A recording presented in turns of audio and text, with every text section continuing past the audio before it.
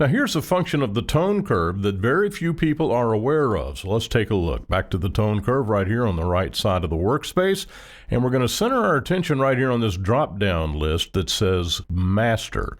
And you'll see a red, green, and blue selection there, and I think you know exactly where I'm going with this. Let's say you want to warm this image up a little bit. We'll come get the blue. And you'll notice the diagonal line turns to the color of blue. And what I usually do, and this is 90% of my adjustments when I do color corrections on the tone curve, is simply grab the midtones and then just pull down or go up depending on what I want to achieve. So I'm going to pull down on this, and you'll notice that instantly it's got this green hue to it, and we're going to correct for that. But you can pull this down just as far as you want to go.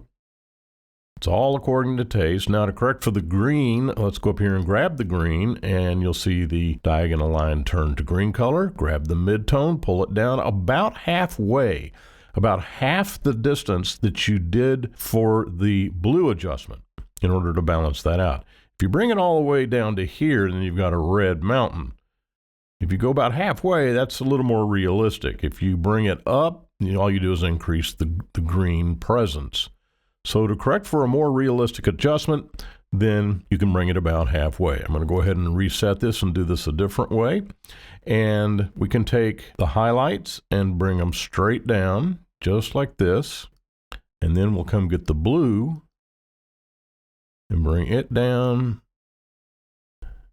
And you have a little bit of a cooler image. So let's reset this again. And this time we'll go to the left and push the blues up, and then we'll come get the green, pull the green down, and you've got a purple hue. So any way you want to adjust color with the tone curve, there's limitless possibilities. Here's yet another way to do it. We're going to take the master, and I'm going to use these drop down arrows right here. I'm going to go 1, 2, 3, 4, 5, 6, 7, 8, 9, 10. And what that does is add just a little bit of contrast to the image. So this is before and after. And now I'm going to grab the blue and we'll warm this up ever so slightly. I'm going to bring this down just like this. And then I'm going to come get the green. I'm going to compensate and about halfway of the adjustment for the blue. And there I've got a really nice warm sunset image with a little added contrast. Now here's before and after. And it's completely subjective as to whether that's something you want or not. Now, this is a picture of Passo Giao in the Italian Dolomite Mountains in the northeast part of Italy.